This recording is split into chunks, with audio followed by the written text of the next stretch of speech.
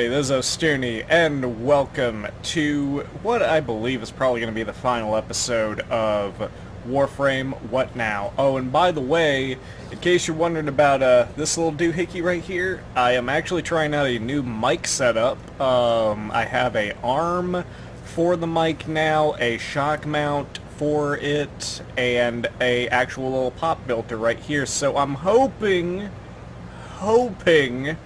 that the audio quality is a little bit better. I know that I still have the AC on over here, but like I said, it is hot over... Jesus, Ortis, why do you always interrupt me in the middle of saying things? You never fucking respect me. You never respect me, Ortis. Never respect me. But yeah, I'm hoping that this will be a little bit better audio quality, maybe cut some excess background noise out, so I'll be able to see how this works. So yeah, but this isn't gonna be a very deep episode, to be honest. Ah shit, I already fucked up one part of this, but I'll go ahead and go over it. So why is this pretty much the last episode of Warframe What Now? Heading into Eidolon? Well, it's because the other remaining stuff you can pretty much combo into anything else, and that's pretty much what this episode is going to be about. Things that you can combo into everything that I've already told you about. And the simplest thing is Syndicates. And players that are new to the game, Syndicates are something that you will get fairly early on. I think at least Mastery rank, I want to say like 3 or 4 you unlock it. And what it is you'll pick one of these guys right here. And based on which one you picked, you'll be working towards specific reward pools. And I'll give you an example, because I've actually maxed out Cephalon Suda. It's the first one that I've done. So basically, you'll have a bunch of different reward tiers. Actually, let me do this. Let me do one that I have not maxed. I'll even do one that's an enemy. So we'll take a look at the offerings here. So basically, it's divided up into tiers. So tier 1 is going to be a summonable specter related to that faction, and some sigils. Now these sigils will give you an extra percentage increase as you actually increase your standing over here. Now how do you increase your standing? Simple. Just wear a sigil from the syndicate that you want to increase. Whenever you actually increase your rank enough to where it will actually stop, you will need to offer something to the syndicate to actually increase in rank. Now, basically what you'll do is you'll go here to, you'll go to initiation. We must raise more capital to pursue our goals. And it'll vary from level to level, and it'll get, or from rank to rank, it'll get more extreme, the costs, as time goes on. Eventually, you'll have to offer a prime part and a bunch of freaking credits. So just be prepared for that little bit of a grind. Even for credits, it's a little bit of a grind. Depending on how often you play, of course. You may just have just an ass load of credits, because, you know, at some point we all do. But, yeah, for instance, like right now, all I would have to do to get out of a negative bit from the parent sequence is 100 polymer bundle and 10,000. But since I'm actually in negative standing, I would have to actually get my way out of write-off and liability. And that's the thing, too, about these syndicates, is that there is an allied syndicate that you can also work towards increasing, but there will be 2 enemies that you will be making in the process. Now the enemy is going to be the one that you get the most negative reputation for. And what happens whenever you actually are despised by the syndicates is, as you can see down here, they will actually send death squads after you mid-mission. this isn't necessarily a bad thing because like all of them are Eximus enemies, so if you're willing to fight them, you will be able to actually get a nice little chunk of affinity, and you can even get a Spectre blueprint whenever you actually down all of them in a mission. So yeah. But I'm going to show you again the tiers that there are. The beginning tier is a Spectre and upgraded sigils. Personally, from my perspective, if I was going to run and increase a brand new syndicate, I would be investing into the sigils. Now, the cool thing about upgrading your reputation with these syndicates is the fact that every time that you rank up, you will get one offering from the new tier for free. So basically what I would recommend doing is I would just recommend investing into the syndicates. Now, Tier 2 is where things actually start to show up that you might be interested in for the long term. For instance, every single syndicate will net you the ability to score a relic pack. That is very, very useful. Like, even when you stop needing that particular syndicate, you could always use a relic pack to get primed gear and stuff like that. So that's always going to be useful. Then you got some upgraded sigils, and then you actually start getting some Archwing weapon parts, like the Onyx, the Phaedra receiver here as well. Let's see, you keep on going down, and the next tier you get another upgraded sigil, 2 of them, depending on which one you like more. I personally like that one. That's pretty cool. Reminds me of Legend of Zeraldo. But that's neither here nor there. And then you get even more Archwing parts. Now, the cool thing about that too is that these Archwing parts are also available as your free gift for ranking up too. So you do have that option. Let's see. Next year, executive. And then you can get to senior executive. Now this really is interesting because depending on like what weapons you like, you may actually go in to a syndicate for this, because these are actual like weapon augment mods. And what they do is they will give basically a regular weapon an extreme increase of some kind. For instance, this one gives you 200% status duration for the Acrid and +1 sequence. Now, what sequence is sequence is a attachment basically to a weapon that whenever you inflict enough damage and kill enough enemies with it, it will proc a AoE around you. And depending on which syndicate you're in and which like version of it is, for instance, this is sequence.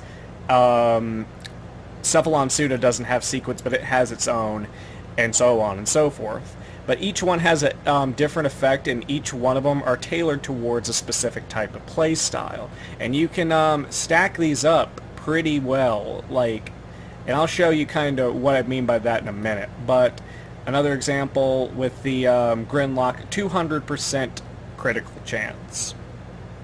That's pretty good. Then you got kill a flying enemy creates a lightning trap with their remains lasting 8 seconds. I didn't even see that, but now I'm kind of interested. Oh yeah, I remember this. I was actually thinking about getting this. And you can also get 20% or +20 range for the sequence. That is actually a pretty decent weapon that I have found out about pretty recently. Like I started using it, I didn't think much of it, but then when I started to build it up, I found out that it was a lot better than I thought. And next, let's see, you got your actual little senior executive. This is the second to final tier, and the last tier has some really good stuff. The last tier gets you Warframe augments.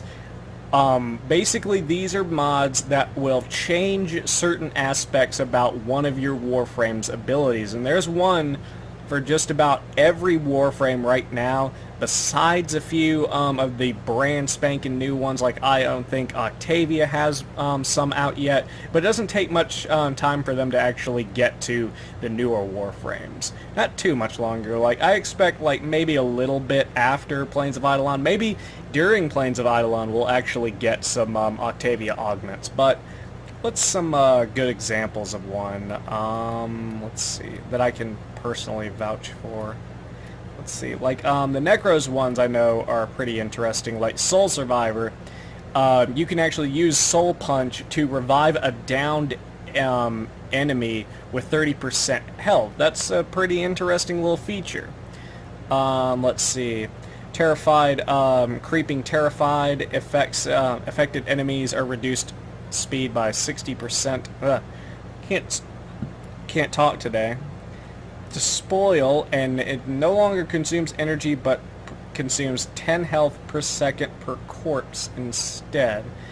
That is a interesting thing, especially if you build up Necros the right way. It can actually be a pretty viable thing for you to do. Especially since now the spoil is actually, or well, Desecrate now is toggleable, so you can keep it on for as long as you want, or as long as you have energy, or now health.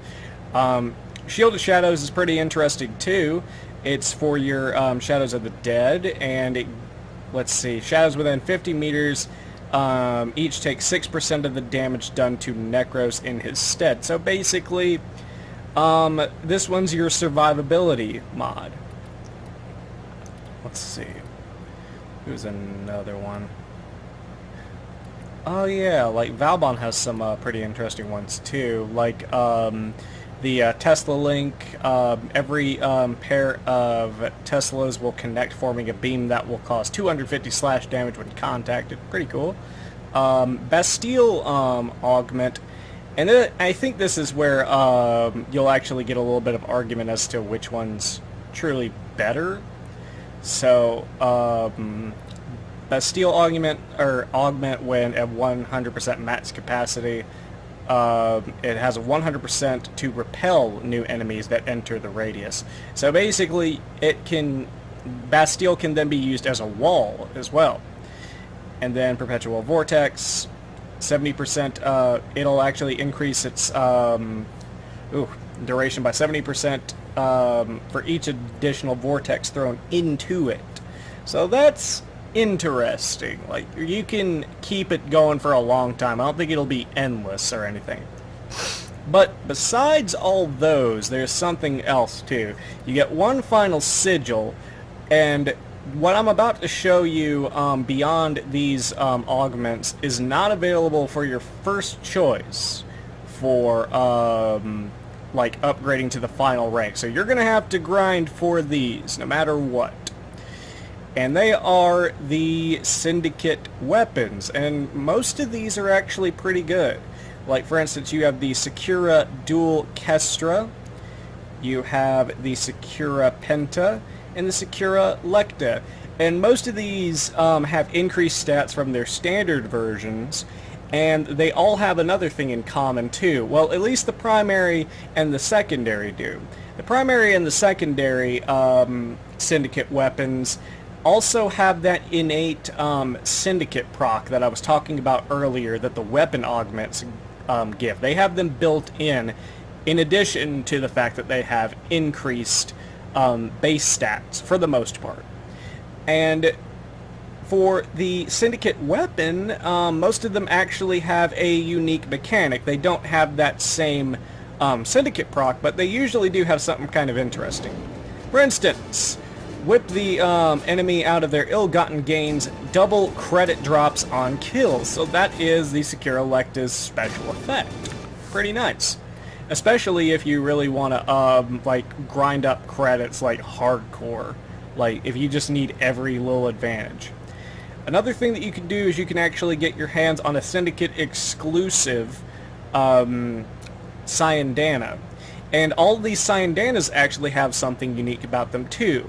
They will actually have a visual effect whenever a certain thing accrues, and it's different per each one. For instance, the Sakura Cyandana, and it will pulse every time that the Tenno picks up credits and glows brighter as their wealth increases. So kind of cool. You also have the Arcane Distiller. If you guys, and I'm pretty sure that most players don't, or most new players won't know really what this will do until later.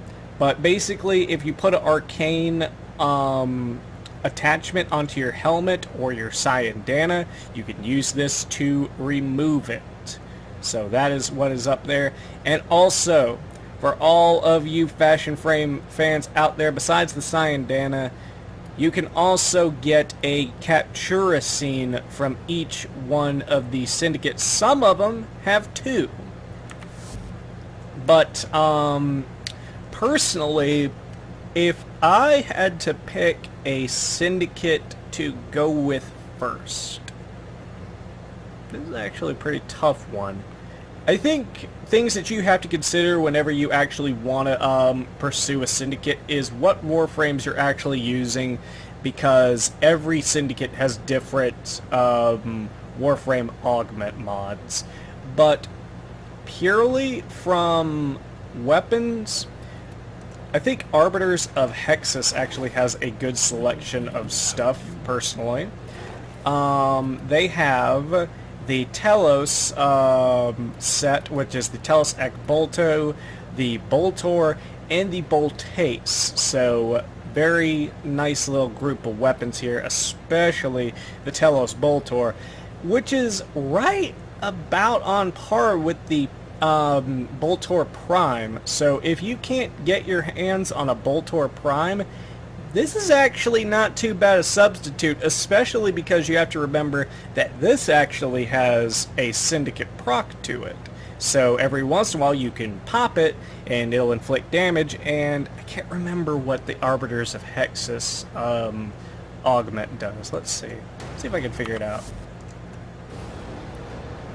I can't quite figure it out. But I'm sure if you Google it, there's, details about what each one does. It's a good effect, though, each one of them. There's no negativity, as far as, whatever effect it is.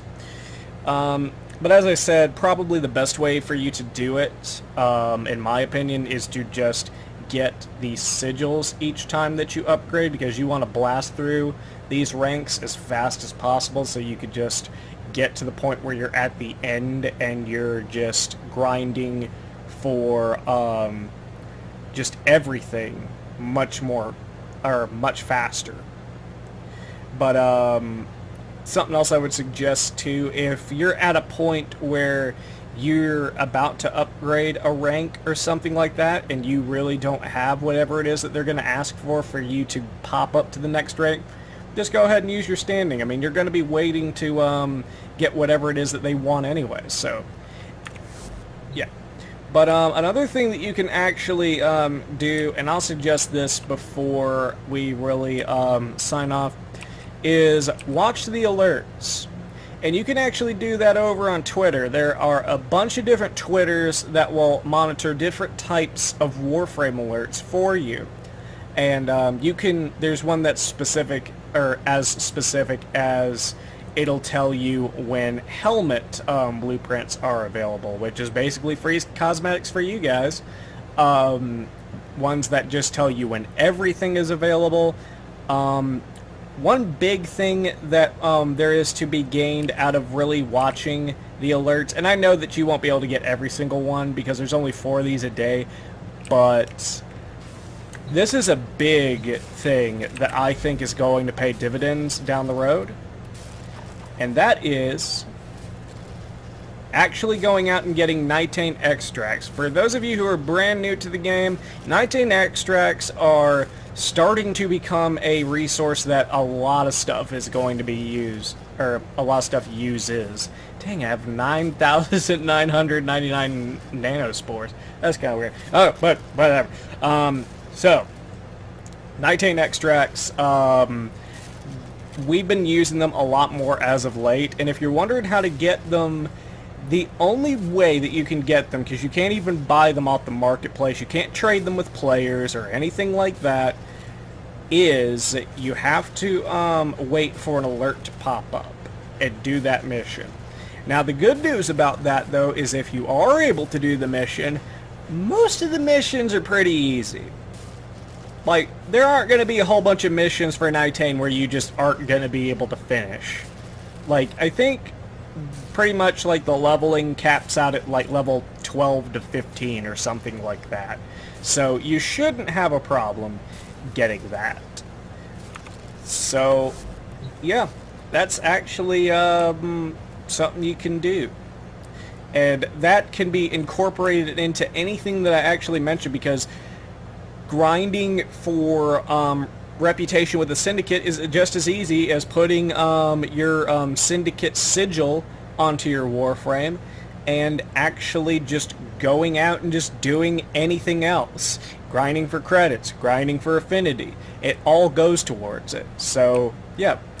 And like I said, just keep an eye on alerts if you can. Like I said, if you don't want to just be sitting in front of this all the time, and you have a Twitter account, I'm pretty sure most of us do, just go ahead and follow one of the accounts that follows. Tenno, a new alert has begun. Well, that's actually pretty nice. But just go ahead and follow one of the accounts that will actually follow these alerts. And they are pretty gosh dang accurate. I think there are other few sites, but I know that Twitter is probably going to be something that most of you guys already have. So yeah, but that's going to be it for me. Thank you guys so much for watching. Don't forget to like, comment, subscribe. I may have one more video because I just thought about it while I was looking at resources, and there is a specific resource that you could farm, especially if you're kind of blasting through the story quests, and I may cover that. However, I need to get better at actually getting that first of all. So that may or may not come after Plains of Eidolon though. But I think this series will actually pick up a lot more again whenever Plains of Eidolon comes out, because with the sheer amount of things to do that we're going to be given in Plains of Eidolon, I'm going to have to make some videos being like, hey guys, here's some multitasking shit that you could do while you're playing Plains of Eidolon. But that's going to be it. And question of the day. You know, I've actually talked a lot about these various things that you could do kind of on your own free time as far as Warframe goes. What is your least favorite thing to do as far as, like, whether it's to grind a specific resource, or maybe like try and upping syndicates, or trying to like get desired void relics, or upgrading mods, or trying to get ducats, or anything like that? What do you think is the most tedious thing to do with your spare time on Warframe? Let me know down in the comments below. I'd love to hear from you guys. That would be awesome, especially since I don't think I'm going to be promoting as much on Facebook anymore because they're kind of being weird about ads. But anyway, thank you guys for watching. This is Dooney, signing off. Gay.